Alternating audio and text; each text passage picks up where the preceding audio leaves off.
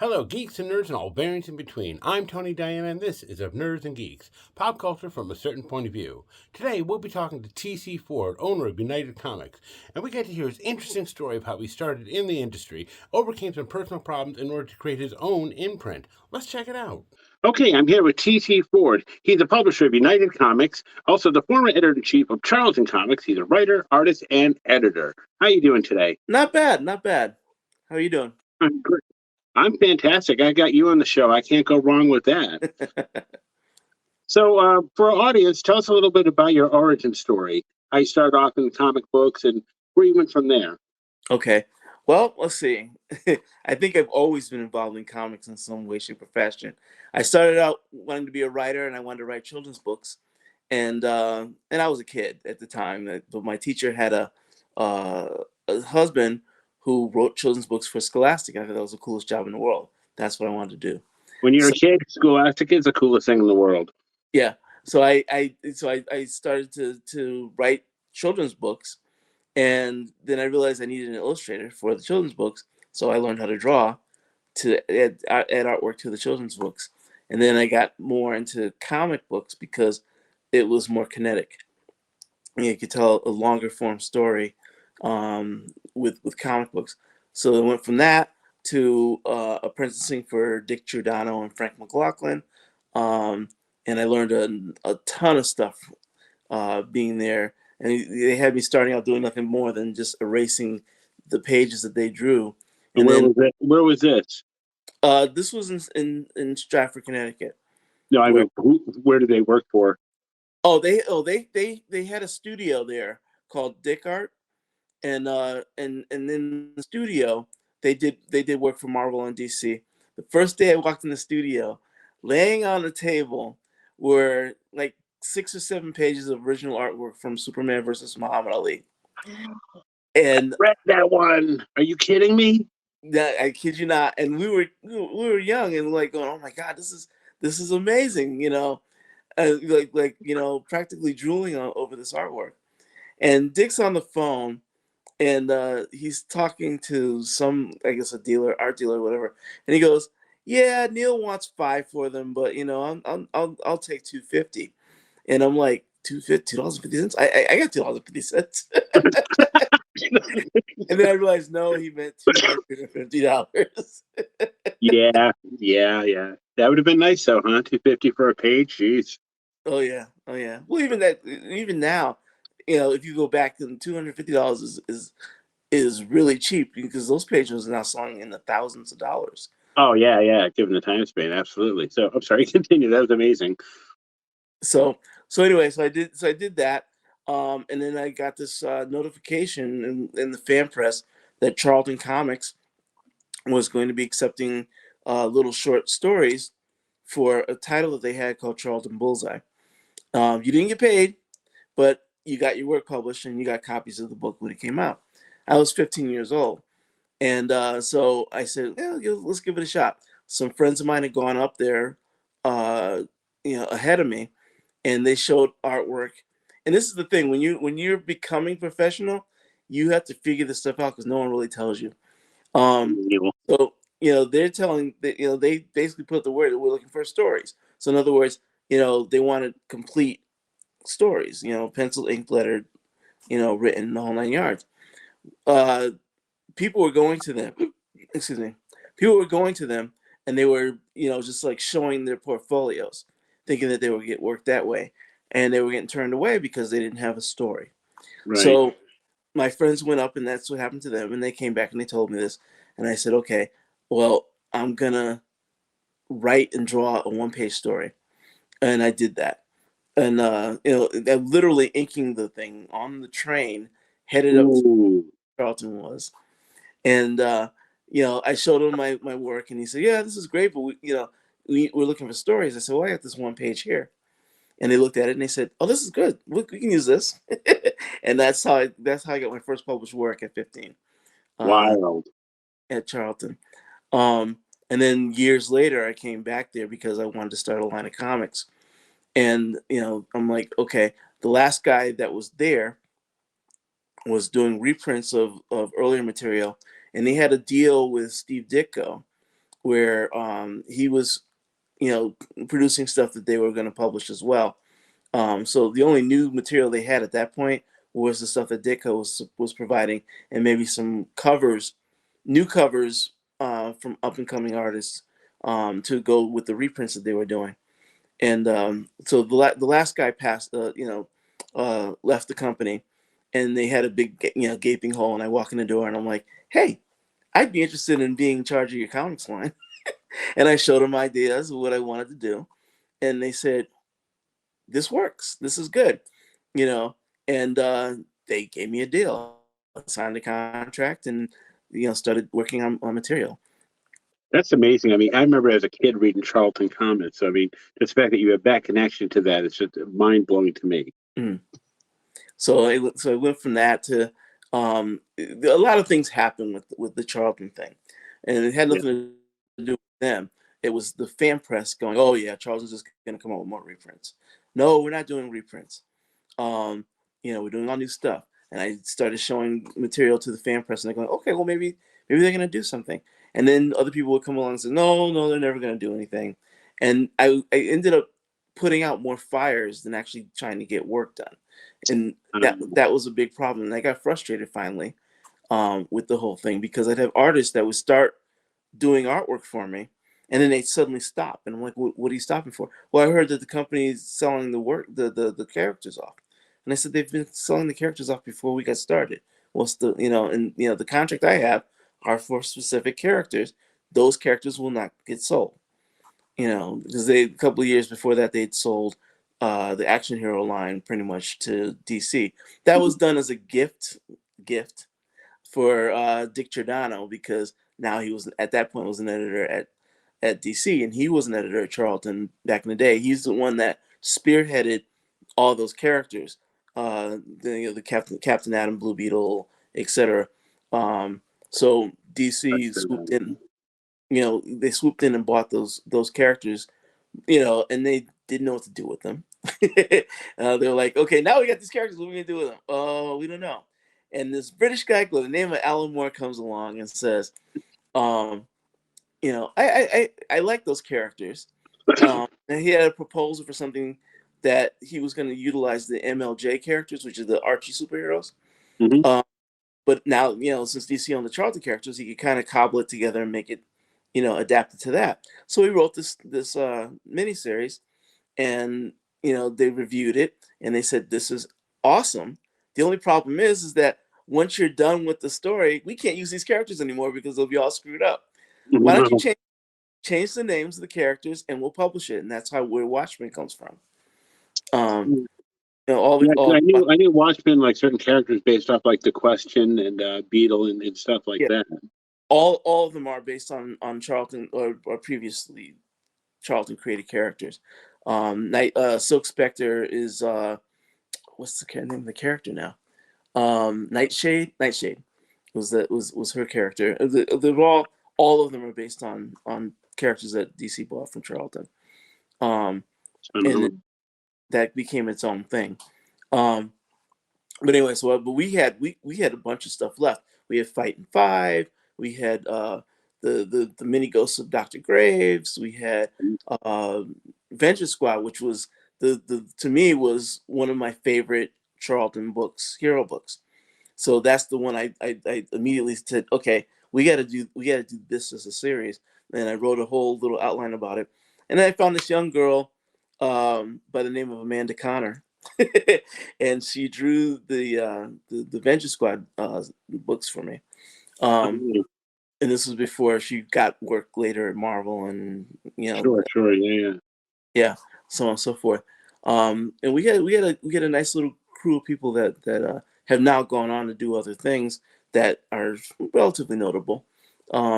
So that was a fun time. The only problem, like I said, the stress was in trying to get the fan press to acknowledge that, hey, we're trying to do something new here, and you're gonna really like it, because immediately they were kind of like, oh, it's Charlton. Yeah. And it's, I'm like, no, you're missing the boat. Wait to see what we come out with, and then you can comment on it. But it was a lot of back and forth. the artists are like, oh, I heard the characters got sold. Oh, I heard that someone else bought the rights to all the other characters. No, they didn't. What are you getting this from? The fan press.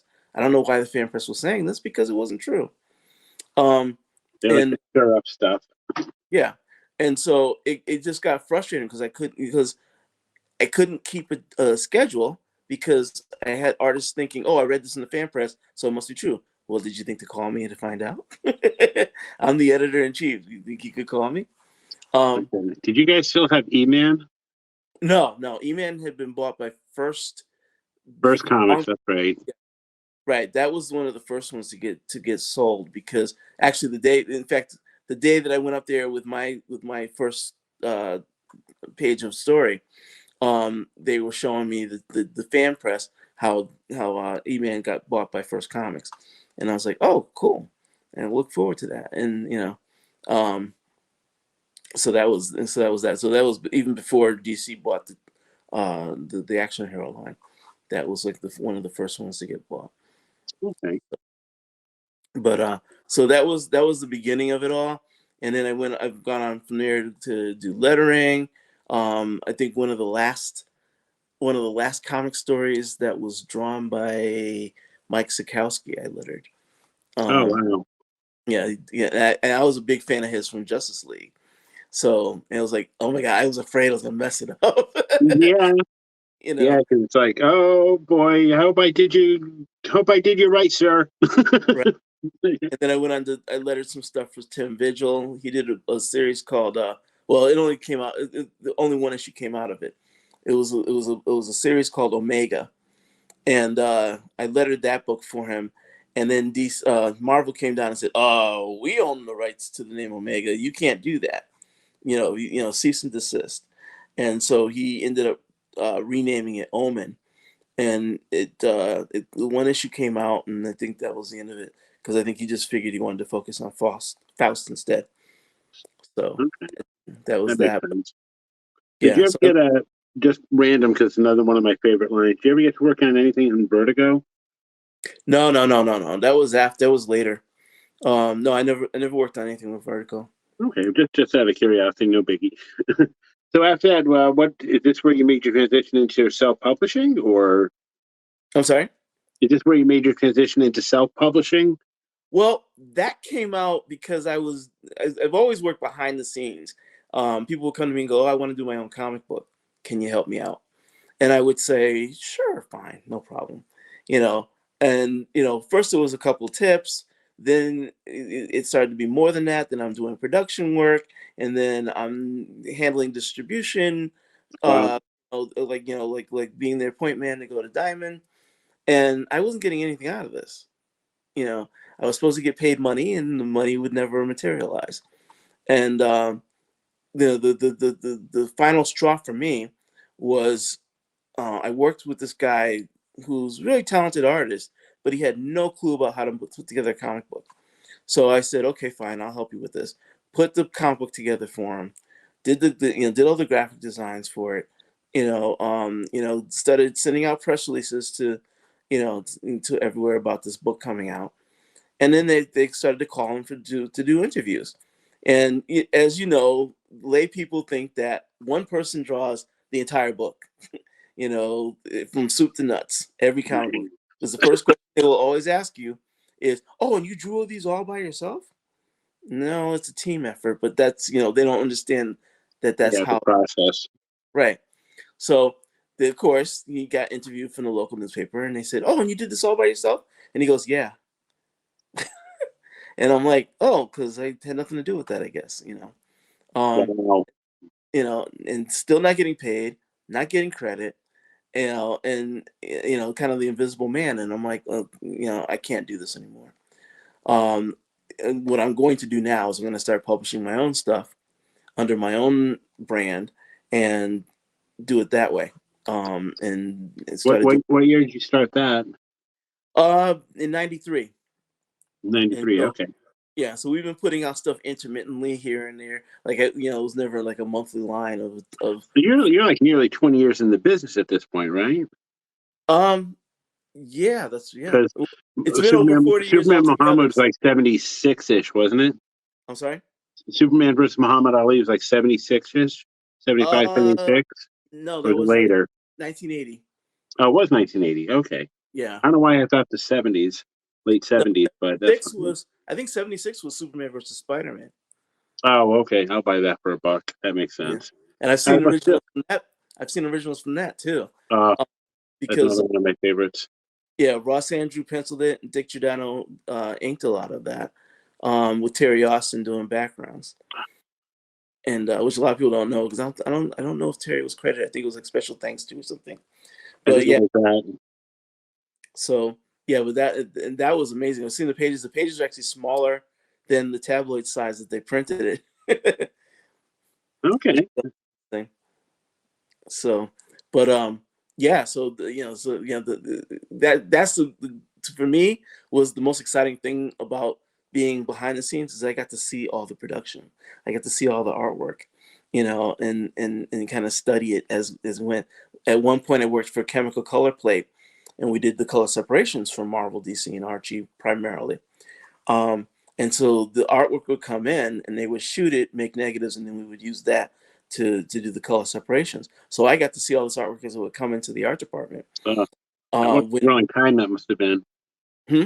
What a thrilling time that must have been just Oh, to be there with the page and be like, "Ah, it this is was my job and they're paying me for it." You did get paid, right? oh, I This did get time? paid. Okay, good. And Good man. there was a union and everything. So I did Perfect. get paid. But yeah, I got to see pages of Crisis when they came in. I got to see pages of Camelot 3000. Brian Bolland's artwork is outstanding, and to see it like hold it in your hands and look at Yeah. he doesn't draw he doesn't draw on paper anymore. He does everything on computer now. The other by tablet. Yeah, I don't know if he uses a tablet. Well, yeah, he probably does. But I met him at a New York Comic Con. Was I tabled there one year, and a couple of years actually. But I ran into him. He had his own table, and we were chatting. And I was like, he's like, I haven't done anything on paper in like 5 years. Everything's digital now. And I'm like, oh, okay. And you can't tell when you see his work. That's true. I mean, when I started off drawing, I was all pen and paper and pencil. I mean, I'm virtually pretty much Yeah. all digital now myself, so I get the idea. It just gets easier, doesn't it? Well, I don't know. I'm just getting into digital myself. Like I'll do some digital coloring, but to draw on the tablet it's a whole new experience for me. I'm still working pencil to paper. I'm drawing a book now called Zephyr, and it's Bristol board and number two pencils and the Series 7 Winsor Newton inks and you know You don't get any better than that than for pristine, authentic comic book drawing. Am I right? right. The thing is that now I'm hearing people complain about not making that much money in the industry, which I can understand. The industry has pretty much always been that way, Hmm. but but see, to me, part and parcel of making money on your work is you have original artwork that you can sell. So Right. if you're only getting X amount of dollars per page, okay, that's the deal you made. But they return those originals to you, and now you can sell those originals for money. So you kind of get a double payday that way. But now all these new young Turks are coming up with and they're doing all digital, so they're drawing it digitally. They email the files to the publisher, and they get Right. their check, and then they go, well, that's it. I can't earn a living on this money. I'm like, no, because you don't have originals. All the originals in the computer. They're not. You can't sell a digital thing. I mean, case in It's point. true. Well, And, that's why, like, even recently, like when like old Ditko or even any of these other artists from Marvel DC, their Blue Board, Crystal Comic pages come out for availability. Mhm, The things get sold for expensive, crazy prices because a lot of people just don't do that anymore. And on right. top of them being classic, And I learned that I learned that I had a original page from Jim Aparo. He did a cover for a book that never got published. It was Dynamic Classics, I think it was, and the cover was Phantom Stranger. And I had that. He had autographed it. I had that for years, and then one day I had to sell it for whatever reason, and I That's put sad. it up. I put it up on eBay, and I'm thinking, I might be able to get a couple $100 for this, but I was like, I really didn't want to sell it, so I listed it at like $1,500, and I Right. posted it. Price is so high that nobody would buy. It's like, oh well, I guess I get to keep it. Yeah, exactly. And I posted it, and then I looked at the listing, and it said the listing is closed, and I was like, wait a minute, the listing is closed. Someone had bought it within like 10 minutes of me listing it for the $1,500. And I'm like, geez, I probably could have gotten more. Yeah, and just say maybe kind of boost it up. Like, I really don't want to get rid of it. 3,000. You know. Yeah. At that point, it was too late Yeah. because You within an hour. you got any more of those pages hanging around? You know. Well, I got a few, but not those. But I have a few. I have some. I worked with them on Detective Comics 500. It's actually one of my all-time favorite Batman stories, and so I feel like very honored that I got to work on it. Background stuff, Good. That's amazing. but the story was called To Kill a Legend. Dick, penciled and inked it with the help of Mike DiCarlo, who, if you don't know who he is, he's known as the inker that killed Robin. I didn't know he had that. You have a whole art book of his. Oh yeah, I have that book, Yeah. the black book.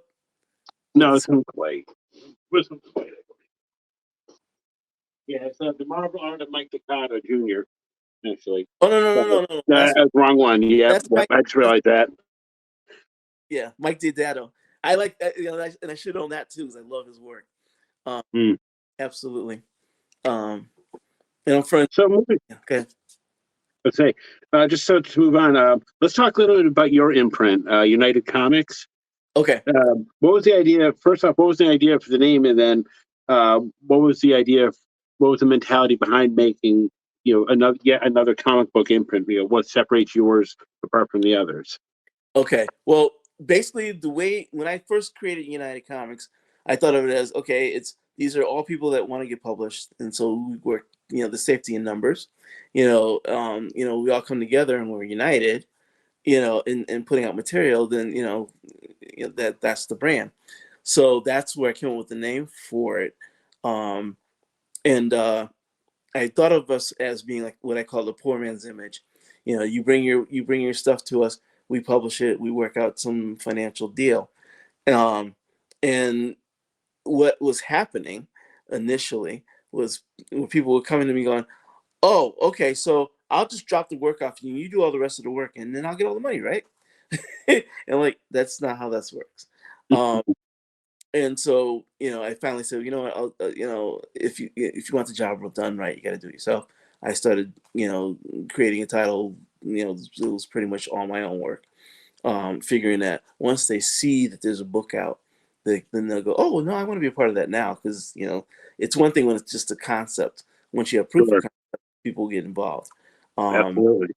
And so that's what happened. I got approached by a guy from North Carolina, and he had this idea for this series about this kid who has chemicals splashed on him. Now he's like half bird and half human, and the artwork was very early Ditko-ish in style, and I liked that because I'm a big Ditko fan. So I was like, no, let's give it a shot. And you want to do it in color, and they're gonna do this, the whole 9 yards. And I'm like, okay, Mhm. fine. At that point, we hadn't done anything in color. Everything we were doing was in black and white. But I said, okay, we can publish in color. Let's do it. And he started turning the pages, and I, basically tried to give him some editorial guidance that he didn't want to hear. No, I already drew this. I'm not going to change it. And like, okay, but it's going to be better if you get if you follow the feedback, and we can hone it. I mean, that's what I'm here for, is Right. to best possible product. No. I understand that, but I'm not going to change it. I'm not going to redraw it. That's already done. Okay, fine. Sent it off to Diamond. Diamond sent it back and said, thanks, but no thanks. We like the idea of United Comics. We like the other proposals that you're working on, but we don't think we like this project. It's not. We don't think it's gonna sell." And I said, "Okay." So I went back to the guys and I said, they're not taking it. So the other option is to turn it into a graphic novel and just go to the bookstores. And so, I'll take it with me as I go to conventions, wherever I go. So, there's that opportunity for sales. And they said, well, we were really hoping we were going to do this color series and bop, bop, bop, bop, but I guess okay. So they put it together as a graphic novel. We released it, and it was kind of fair to middling. It was a tough sell because nobody, a lot of people think of Ditko's work as being old and outdated. Mm-hmm. And so here's this guy who draws in a Ditko-ish style, and they just weren't having it. And it wasn't that the book was bad. It really wasn't. It was well written. The writer was great. The artist was, like I said, just that he had that old school Ditko-ish kind of style. And the retailers, weren't really into it. So I couldn't sell it. It was, so tried to sell it at conventions, and we'd sell a copy or two, but it wasn't really doing very well. So The so then guy, you okay. yeah, so the guy calls me up enraged, because we weren't selling his book. And I'm like, it's not me. We're putting it out there for sale. They're not buying it. And oh yeah, you said you're gonna take it to every convention in the country, and you're gonna do all this stuff. And da da da. I was like, no, this is impossible. How could I go to every convention in the country? Right, that exactly. It's like Yeah, that's impossible. So he decided, well, we're gonna publish the next one on our own. But he sent me, as a courtesy, he sent me samples of what he was working on. And here's the story, and it's like 8 pages in, and then suddenly the next 8 pages are drawn in this really dark, grim, sketchy style, and I'm like, is he trying to do Frank Miller? And so I'm like going, okay, you do realize that if you change style mid-story, you're gonna have to go back and redraw the earlier part of the story to match what you just changed it to. Because his mentality was, well, everybody seems to like Frank Miller, so I figured I'd draw in the Frank Miller style. And I said, okay, but now you have to go back and take the Ditko-ish artwork that you did and redraw that. No, I'm not gonna do that because I already drew it. I'm not gonna change it. I said, good luck with you. Haven't yeah, heard from. no kidding. The only way I would keep that artwork if my first half of my story took place in the '60s and then I moved into like the '80s and '90s and changed the Right, artwork to match the time period. So now you have a reason for the reader to expect the art change, right? right. So that didn't work out, and I was kind of disparaged about it. Like, yeah, I think this is going to be a tough road to hoe. Yeah, Then I came across a project called the Philistine, and we put that together as a trade paperback because it had been previously published by another publisher. We added added a new story, and put it out as a trade paperback, and it did well. We sold on Amazon. It's still selling on Amazon, I think, in the back issue area. And I see copies once in a while float up for like $125 a copy. Like, that's interesting. cool. That's Yeah. cool. So So all right, so you want to get different artists together and kind of like you said, unite and do that. So right. what separates your core comic book philosophy from say that of other companies like Marvel and DC? What do you do differently? Okay. I want to go back to the way comics used to be on some level. We're putting out books on white paper right now in limited quantity, because that's what the collectors want. But I want to put out a line of books on newsprint, which is cheaper, less expensive. We can put that out for $2 a copy versus you paying upwards of $10 a copy for the other version of it. Um, and that I think it's a at that lower price point, it's going to sell better. People are like, yeah, but I want the white paper. Okay, well, here's the higher priced convention edition. You can get that, or you can get this as a little cheaper. What I want to do is bring readers back into the marketplace. So what makes us different from Marvel and DC is DC and Marvel are chasing, the opinions of people on Twitter. Everything's got to be politically correct, and we have to be able to all see ourselves ethnically and sexually oriented in every comic book now. Right. Um, And they're so also chasing the box office too at the same time. I'm sorry. They're also chasing the box office at the same time. Right, right, Right, exactly. yeah. We're not doing that. I tell people said, "Oh, so what's your end game? Are you trying to create characters that you can get made into movies?" I'm like, you know what? Movies are like icing on the cake. You know, the deal is to make a good comic book that people can read and enjoy. All these things that they're making movies are based on comics that people read and enjoyed. And when I was a kid and we collected comics, it was because we enjoyed those stories and we wanted to be able to reread them over and over and over again. So we Oh collect. yeah. Now collectors are only doing it as a arbitrage or a commodity, so that it's everything is backboard box, you Well, know. the thing I like about the idea that you're mentioning, especially with the newsstand paper, newspaper stuff, is that not only is it nice and cheaper and stuff, but it also makes it cheaper for kids who maybe don't have a lot of pocket money or don't Exactly. have a lot. They can get into something like, well, this is great, but it's only like a couple of dollars. I can afford that next month that I get an allowance or I do this. So, they're not, like you said, they're not prestige collectors. They just want to read a good freaking story. So that's Right. actually a nice added. That's a nice angle too that you have going. The other thing too is I'm trying to create episodic comics, or what I call one and dones, where you can pick up that one issue and read that story and don't feel like you have to get all 22 issues of the series in order to understand what's going on. You read that Gotcha. one issue, there's a story, beginning, middle, and end. You can enjoy it. If you like it, you come back next issue and there's another story. Now the characters are the same and there is a subplot storyline as it goes along, but you're not obligated to get every single issue if you don't want Right. to, you So know. there were two characters you were telling me about, which I find interesting. I like the idea because it fits with your mentality of doing different things. You were Hmm. telling me about Zephyr and Alien Summer. Hmm. But tell me a little bit about Zephyr. That's Okay. more of, like you said, traditional superhero fare. Zephyr is definitely. I had a character that I had created when I was like 10 called Zip, and because I like the Flash, and I kind of have everybody creates their own, their own versions of the heroes they Oh, like, sure, sure. and so I had Zip, and I did a whole bunch of little, back in the day, our idea of making comic books was we take 8.5 by 11 sheet of paper and fold it in half, Yeah, yep. make I little did mini. that too. So I probably did about 100 of those little mini comics over a period of time with these little short stories. And, and then I did nothing with it and I put it to the side and I forgot about the character for a few years. And then I came back to revisit it. Um, I run a convention in Waterbury, Connecticut called the Brass City Comic Con. We haven't done it in the last few years because of COVID, and we're trying to find a new venue to host it. But Sure. um, at the last incarnation of it, I wanted a mascot for the convention, and so I said, well, you know, let's go back to Zip, and I said, okay, but you know, I can do a female version of that, but I didn't want to make a female Zip, so I thought about it and I came up with the name Zephyr, which is a light wind basically.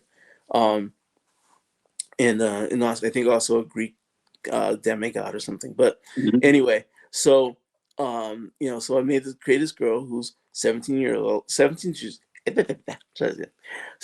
years old, and the fastest woman on the face of the planet. Um, she's in high school. She comes to find out that her grandfather was this super speedster hero back in the day, back in the 70s. He was a Right. he was a part of a super team called the Posse. They're gonna come back at some point in the new series. Um, but he stopped being a hero, and he's on the run, but nobody knows why. And because he's on the run, that's the kind of the subplot that drives the story. She's been given this special suit by her grandfather, which gives her these superpowers, these super speed, and she needs to use that to save another family member, and that's how and because of that, this what is basically this agency called the Workshop. They're basically trying to find the grandfather who's on the run. They know about her, so they kidnap another family member to get her to turn over the suit, because they can figure they can use that to track the grandfather. Right. Um, and so she becomes a hero because she has no choice for the most part. But then Gotcha. she falls into it and actually enjoys doing it and becomes a hero. But every issue, when I conceived it, I kind of thought of um, one of my favorite comics also back in the 80s was Firestorm. Oh, I And remember that one. yeah, every issue there was some kind of crazy whacked out villain that would show up, and he'd have to fight them, and then they move on to another one and another one. Every issue would be another wacky hero. So the Right. workshop creates these hybrid characters that are half human and half animal, and so they keep sending them out to attack her. So every issue she's fighting one of these characters. So She, how many issues have you done so far? no, we've written it out to about 6 issues so far. Oh, I Um, get it. but we're still working on that first the first one. Do you have a launch date for it or not yet? Not yet. One of the delays was COVID was a big delay, Sure, um, sure. and also I had an issue where I ended up losing a foot, and so I ended up having my foot amputated, and I went through 2 years of rehab. Um, Good uh, God. I'm so so sorry. and I'm still recovering from that. I have a prosthetic, but I'm still relearning how to walk and all that. So I'm pretty much wheelchair bound at present. And because I'm spending a lot of time at the doctors here and doing this, that, and the other thing, because there's multiple doctors and they think that all you have to do in life is to go to the doctor. Yeah, They schedule everything in such weird times that I haven't really only until recently have haven't been able to sit down at the drawing table for anything longer than maybe 2 hours at a clip. And if you're working on a page of artwork, you need to be there for at least 8 hours and maybe 10 hours to get artwork done. right. So it's been a little bit here, a little bit there, and okay, I got the whole weekend to myself. I can draw some pages, and that's what I've been doing. So that's why it's taking so long. Oh, well, I'm very sorry for that, but good for you for persevering and keeping on going. Good for Yeah. you. Oh, you have to. I mean, You do. literally, I'm sitting in the hospital bed after the amputation, and I'm like, you know what? This hand still works. This stand still works. I still have a career. What else you got? you know, Great attitude. Good for you. and then I did and just kept going. So and I do also do caricatures for parties, and so that's helped to fund me while I'm working on this other stuff. Sure, sure. That makes sense. So what about this other one you have? And this is the next one is like totally opposite end of the spectrum, where it's more of a you said it's more of like a comedy. Uh, Right, Alien Summer, is that right? right. Alien Summer is it actually it's when I saw the book originally, because we didn't create it. There was another gentleman um named Matt. Basically did the came up with the concept of it and created the comic that he was selling, here and there at conventions. And I was like, this is a series. You need to do more of these. And I said, we'll publish it. And he's like, okay, cool. And we made a deal. And, he's done 2 so far. Um, and it's really like the old Harvey comics. And, in fact, he does work for, I think it's American Mythology, and they do a lot of like the Underdog and a Oh, lot of okay. Casper Rich stuff now. Yeah, Um, I'm gonna throw up a picture of the cover of Alien Summer that you sent me, and just looking at the artwork right now, it's just I could totally see that in there. mhm. So so basically, it's a story about an alien princess, and somehow or other they've discovered Earth because, as you know, radio waves travel in space forever, Of and so course. this planet's getting our old TV shows and cartoons and things, and they're falling in love with it. So they figured, okay, we want to come to Earth, and we want to make trades. We'll give them technology and stuff in exchange for like VHS tapes of like old cartoons and TV shows. They're that Because addicted. to them that's like gold. And then they start this foreign exchange program, and they take this host family. Their daughter goes to this alien planet, and the alien princess comes to Earth and stays with the host family. We never see what happens with the daughter yet, and I keep telling him, "You got to show us. You got to show us." He's like, "Yeah, working on it, working on that." Because I Special think that one-off issue down the line, guys.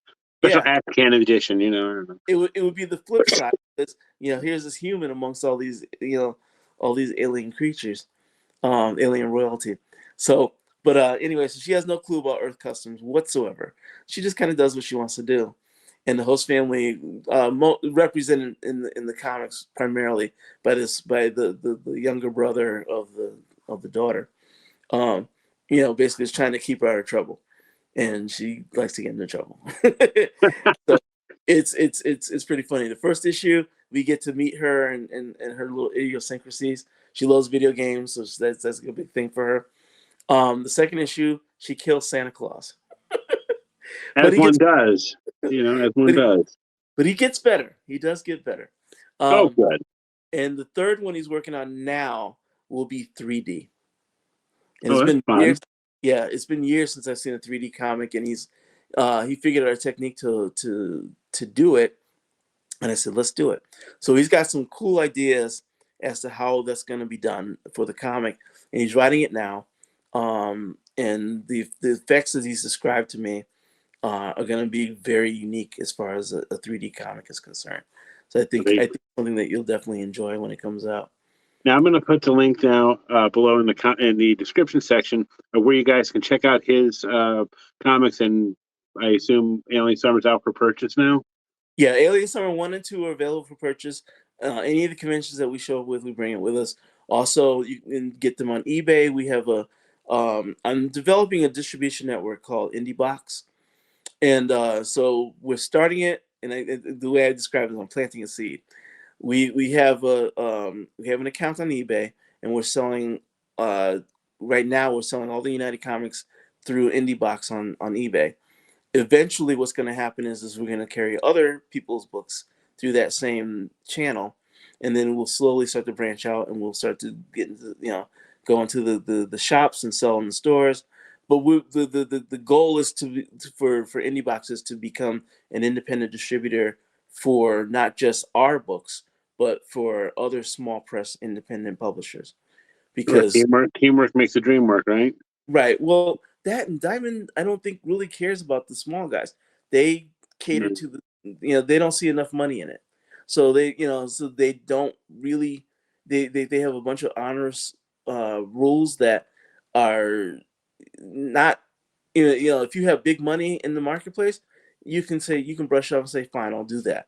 If your Right. if your profit margin on a comic book is about $100 or $500, you can't afford some of the rules that they come up with. Well, for one thing, and you can check Diamond's website for this. They require that you have a marketing budget of so much money. They require that you have a social media presence of at least 5,000 followers. Um, and Wow. and it's like, okay, but what does that have to do? If you understand marketing, that's social media is great for marketing for sure, but you can't just rely on that. You have to get the word out in other ways. You I have guess to. maybe that's why they ask you about your marketing budget, so that they know how much money you can throw into social media to up and pump up your stuff, right? And get them their sales that they want for Diamond.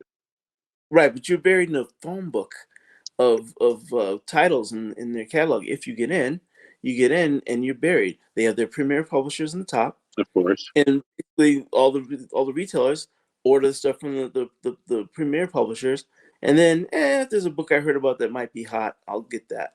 Yeah, And so a lot of those books don't do very well there, makes sense. and so Do you we want to put I'm sorry. the spotlight on those independent publishers, because there's some good stuff coming out that no one Absolutely. knows. That's true. I was just about to ask you before we wrap up.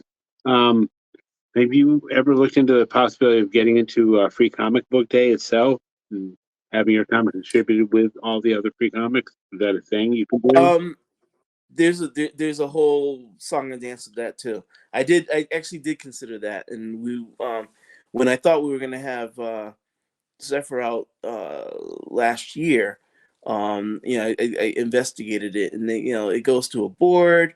The board has to review it. They have to vote on it in order for you to do it. And then once that happens, you're committed to so many copies that you have to produce. That makes sense. And so it's a daunting effort. It really is. I think maybe in 3 or 4 years I would be into doing it, because by that point the engine's running, and Right. we'll have other books out. Well, But for okay. For right now, what we do is we'll go to shop on Free Comic Book Day, and we'll promote that way. And sometimes word of mouth, grassroots, sometimes the best option too. Mm-hmm. So I think so. I'm going to put all of TC's links down below. If he wants to give me his Facebook and stuff like that, I'll add that as well. But I'll definitely put his main site down for United Comics. You guys can check it all out and be that word of mouth, be that grassroots movement that helps propel this guy into where the place he needs to be. But talking to this man for the last few minutes and stuff, this man he needs much more love than he's getting now. That's all I got to say about him. I've seen his artwork and everything. It's just phenomenal. Thank you. Of course, you're a phenomenal person. I'm so glad I ran into you at Free Comic Book Day last year. Yeah, I think did we miss it this year? No, we didn't. No, Oh, last year at Most Amazing Comics is where I met up with you.